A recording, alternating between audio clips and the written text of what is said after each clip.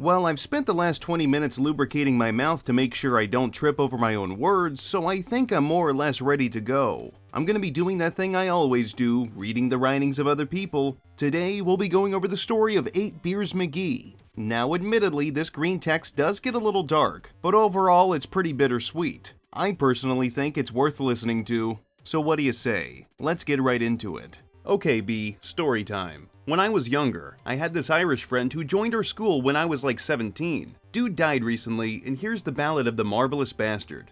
B averages funk 17-year-old Britbong, shitty public school. Some foreign guy just joined, his family just moved here. From some city called Derry in Ireland. Moved here with his dad and his little sister. His mom died when he was younger. He gets put in my class and ends up sitting next to me. This is how I met 8 Beers McGee, the Irish bastard. We'll call him EB for sake of time. We sit near Greg, the mildly autistic hippo. Call him a hippo because of his fucking industrial-sized front teeth and his big fucking lips. Greg uses his autism to get out of doing and saying whatever the fuck he wants. Starts annoying EB with shit like, do you wash in Ireland, and do you have schools in Ireland, etc. Greg has his desk very particularly arranged. Pens on one side in a straight line, pencils on the other. Dude is OCD as fuck with his pencil case and shit. Goes nuts if anything gets moved, so his desk is slightly apart from everyone else's. We all get in shit if we fuck with him on purpose. We ought to know better. The autistic hippo keeps trying to get a reaction out of EB the whole class. All of a sudden, EB just casually raises a foot and pushes the hippo's desk right the fuck over. Pens and pencils spill out all over the floor. Total chaos, blood of the autist fills the room. Teacher hurries over and is trying to explain to EB about Greg's autism while Greg freaks the fuck out in his chair, breathing heavily as though he's trying to lift his fat ass off the ground through nothing but sheer autistic resentment of this Irish cunt. EB looks at Greg and tells the teacher, "Oh, sorry, we don't have autism in Ireland." Lunch on EB's third day at our school. He's made a few friends but mostly hangs out with me. He's a pretty cool guy, likes the same vidya and movies as me and is a big fan of rugby. Was captain of his team back in Ireland. Tell him the school has a rugby team. He says he'd like to join. I'm not on the team because I'm weak and skinny as shit. EB goes to check it out. Starts off on the lower team because he's new. Lower team consists of fat fucks who think they're strong, and a couple of fast runners. EB gets the ball and just wrecks fucking everyone. Runs like a fucking train through the other team. Scores. Fat fucker Thomas says that next half he'll take him. We're lining up to kick. Thomas positions himself opposite EB. He runs at him when ball is free. Jumps on him, grabs him by the neck to pull him down and literally rolls on him like a fucking rolling pin. EB didn't even have the ball. What the fuck you playin' at, son? I didn't even have the ball. Do you even know how to fucking play the game, lad? Thomas laughs and mocks EB's accent. EB grins and nods at him. You know, over in Ireland, you have to be fit to play sports. The fatties get left on the sideline. Coach is watching the whole time. Thomas goes to push EB over. EB grabs his arm and tosses him to the ground. Dude twists his ankle or something and starts twitching and squeaking like a baby elephant with Parkinson's. EB gets put on top of team. EB has been around for a few months without incident. Most people don't give him shit anymore, mostly because he's a nice guy as long as you're cool to him. No incidents aside from a few close calls with Greg the mildly autistic hippo. Me and EB are pretty close. He's told me all this shit about how his friends back home were involved in some paramilitary shit. Apparently in Ireland they don't have gangs. They have paramilitaries fighting between whether Northern Ireland is British or Irish. He plays it down a lot, but I can tell some shit must have happened because he always changes the subject when it gets close to home. Edgy faggot Luke comes back to school. Luke has been absent for ages because of some disease or something. Him and EB never really spoke. Luke hangs around with a pack of n***ers who are all apparently in a gang. He likes to pretend he's part of this gang and carries this fucking Stanley knife around that he painted red and blue for some reason. Call it the edge of privilege. One day at lunch, Luke comes up to EB and out of nowhere starts asking if his dad is alcoholic. Nope. Why? Oh, I thought everyone from Ireland was. Luke looks around looking for everyone to laugh. Nope, not AVI. I'm guessing your mam had a fair few before you were born though, mate. What? Well, fuck, I'd want a stiff sip if I had to shit out a daft bastard like yourself. Jog on. I chuckle. Oh, EB. Luke suddenly draws the edge of privilege. You want to fuck with the wrong person today, Irish boy? EB starts laughing, literally loses his shit at the sight of this little f***it in a trench coat with a Stanley knife. Lukey no likey. Fooky gon' fighty. Walks up to EB and actually presses edge of privilege against his arm. EB grabs his wrist, takes the fabled blade from the hands of the chosen one, tosses it over a fence and punches him straight in the face. Earns him a suspension, but he walks away laughing. Lukey the Spooky suspended for having a knife on him in school. EB starts hanging out with us outside of school. We're out getting beer. I'm with a 7 out of 10 cutie that I've had a crush on for fucking months. Her and EB get along really well, although I sort of think she only hung out with us because EB did. EB knows I like her, and Cutie knows I like her. That night when we're all drunk, me and Cutie end up fucking, leaving out my side because this is the ballad of 8 Beer, not me. Spend ages talking with Cutie, establish that she apparently really likes me back. Head downstairs to see EB. Tell him. He says he's dead chuffed for me. Bro bonding beer session. EB heads up to bed. I stay down with the other guys to watch TV. Cutie was asleep when I came down. About an hour later, hear some noise and a scream from upstairs. Cutie comes running down with a towel around her, soaking wet, and runs out of the front door. EB comes storming down the stairs. He's naked. Ask him what the fuck happened. Tells me Cutie came into his room when he was in bed. Apparently EB sleeps naked. Not surprised since I've found him naked before after a night of drinking. Says she came on to him, even after all the shit she said. Ask him what the fuck made her run outside. Laughs and says he took a pint to bed with him. It was on the table, and when she tried it on with him, he tossed it all over her. Threw her clothes out the window into the rain and told her to go and fetch. I get feels because she lied to me. EB tells me not to worry. 2 weeks later, he takes me to a pub and hooks me up with a 9 out of 10. EB and me are total bros after being friends for a few years. Having him as a best friend is like having one of those flashy trainers as a kid. Who cares if you personally look like a twat with them? They make you a cool guy. My downy little brother developed testicular cancer when I was about 20. Shit got pretty heavy. Him and EB were close, mostly because EB would buy him vidya and act super interested in the anime shit he liked, because nobody else other than me would. Little bro loses all his hair after chemo. Feels.gif. Go to visit him. EB is giving me a lift there. EB knocks on my door. I answer to see him holding a razor and a basin. Come on, lad. It'll be a laugh, aye? We shave our heads and our eyebrows. Go to visit little bro. He thinks it's awesome. Get our photo taken together without any hair. EB lets him draw all kinds of dumb shit on his bald head. Lets him draw a dumb mustache on him too. I let him draw angry eyebrows on me.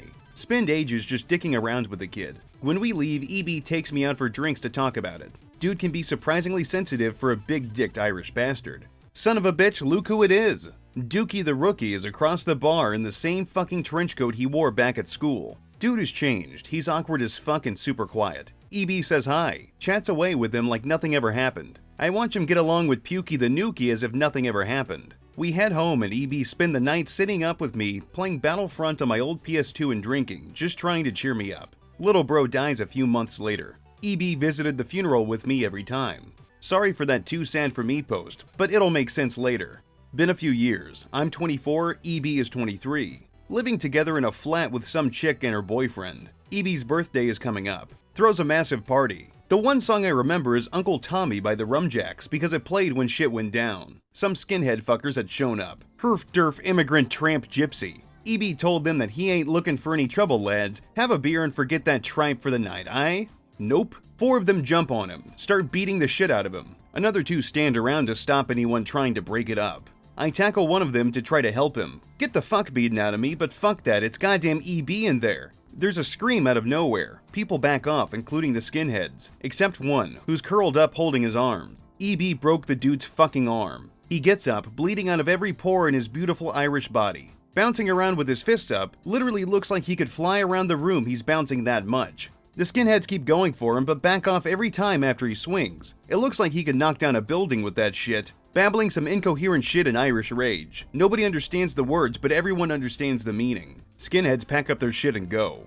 Uncle Tommy is playing in full swing throughout, like a scene from a fucking movie. When they leave, everyone is quiet. EB turns around. There are some broken bottles on the floor. 8 fucking beers! You spilled 8 of me fucking beers, you hairless fucking mongrels! Dude is shouting after the guys who jumped him. Looks at me. 8 beers, lad. 8 fucking beers. What's the fucking crack there like? EB is going back to Ireland to visit his nan. She's real sick. Brings me along, wants to show me Ireland. We land in Belfast. I think that's the capital of the north, but not of Ireland. I don't know how it worked, EB never really explained it. Said you won't understand the bullshit politics unless you grew up there.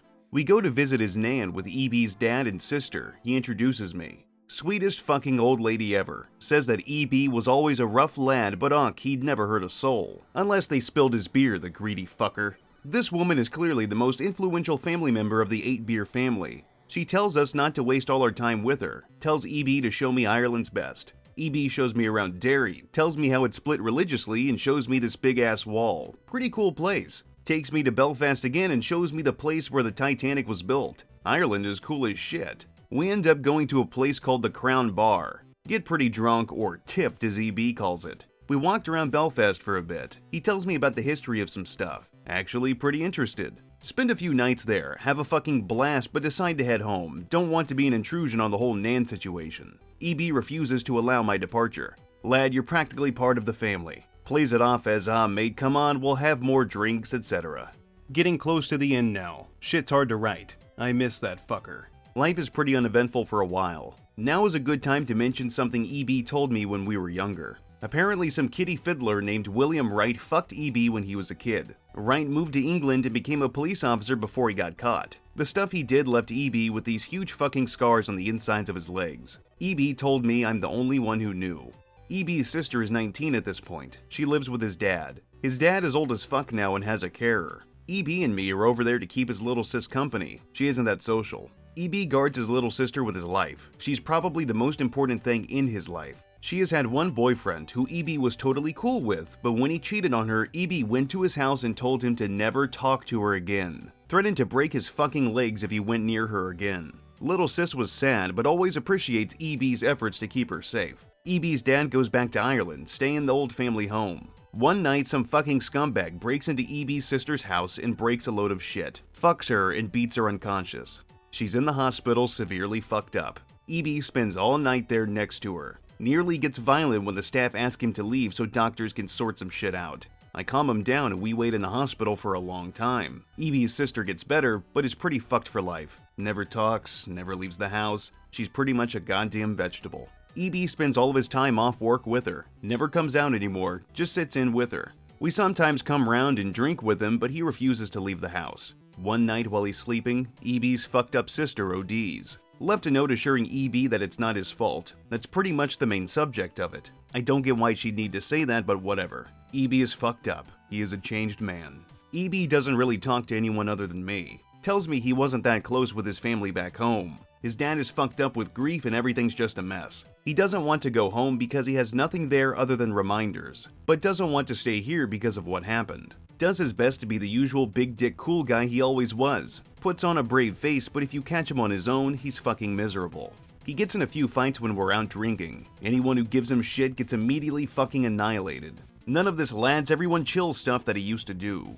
One night he's drunk as fuck at my place. Dude is fighting back tears. I had it already guessed, but he starts telling me about how he blames himself for what happened to his sis. Happened to me as a lad, should have fucking known better. Literally cannot change his mind on this shit. Looks like he has himself fully convinced that this is his fault. We talk about old times, laugh a bit, things actually seem back to normal for a while. He grabs a couple beers from the fridge. Alright mate, let's have one for old time's sake, aye? Grin and drink. He spent a good hour drinking that beer. Usually takes him minutes. Sit quietly for a long time. He eventually leaves, but before he goes he tells me that, "You've been a good mate from day one, mate. Honestly, out on a limb, I'd do fucking anything for you. Take it easy, lad." He doesn't show up to work the next day.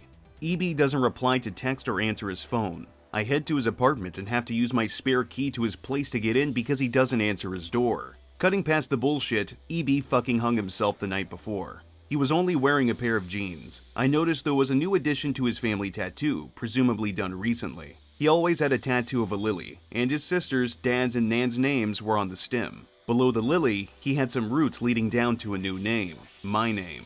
After freaking out, I called the police and an ambulance, etc. Found a note. The gist of it was that he blamed himself for not knowing to protect his sister and that he was too miserable to keep shit up. Apologizes for being a bitch. Thanks me for so many things that I don't need thanked for. Tells me he stopped by little bro's grave on his way home. He left a bouquet of lilies. Told me to have a pint for him. It's been a few months, Andy. I buy a beer for you every time. I miss you, you fucker. You see, it was quite the bittersweet ending. I can't help but admire the bond between EB and Anon. It was clearly very strong. But that being said, that's going to be it for today's video. If you like what I do, leave a comment, rate, and subscribe. If you want to support me in a more personal way, you can check out the Patreon link and the Teespring link in the description. I've got more content coming down the pipeline. But until then, I'll see you degenerates next time.